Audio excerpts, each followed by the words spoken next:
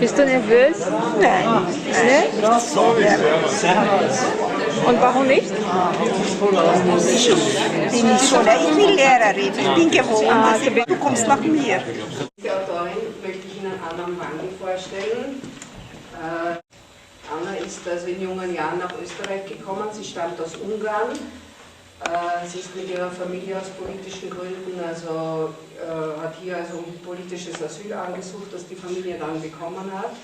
Sie hat sehr lange an verschiedenen österreichischen Schulen unterrichtet und nebenbei für ungarische Zeitungen immer wieder geschrieben.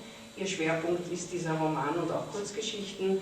Und heute gibt es eine Geschichte, wo auch die wichtige Protagonistin namens Piroschka vorkommt, die viel mit Anna auch gemeinsam hat. Bitte.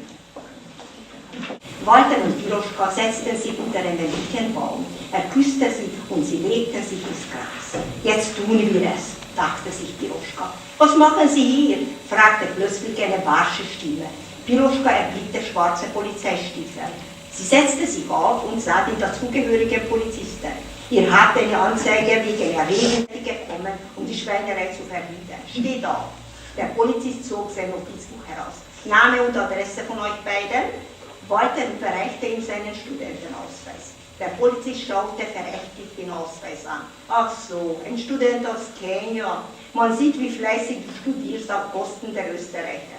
Er notierte Name und Adresse von Walter und wandte sich an Piroschka. Und du? Ausweis. Ich bin Amerikanerin und habe meinen Pass zu Hause vergessen, stotterte Piroschka. Ich heiße Mary Smith und wohne im Döblinger Studentenheim. Der Polizist notierte alles mit ernstem Gesicht. Das wird Folgen haben. Sie werden noch von uns hören. Jetzt machen Sie, dass Sie weiterkommen. Zimmer mit Küche und Badbenezug. 2. Bezirk. Der Preis war nicht zu hoch.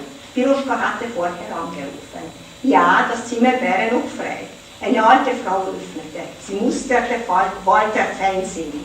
Guten Tag, wir haben angerufen. Mein Freund ist Student und sucht ein Zimmer. Fing Piroschka unsicher an. Ich habe an einen europäischen Studenten gedacht, sagte die Alte eisig. Ich will keinen Farbigen in meiner Wohnung. Warum eigentlich nicht? Fragte Piroschka. Er würde die Küche und das Bad nicht benutzen. Nein, das wäre unzumutbar für mich. Die Alte drängte Piroschka und Walter zurück ins Stiegenhaus.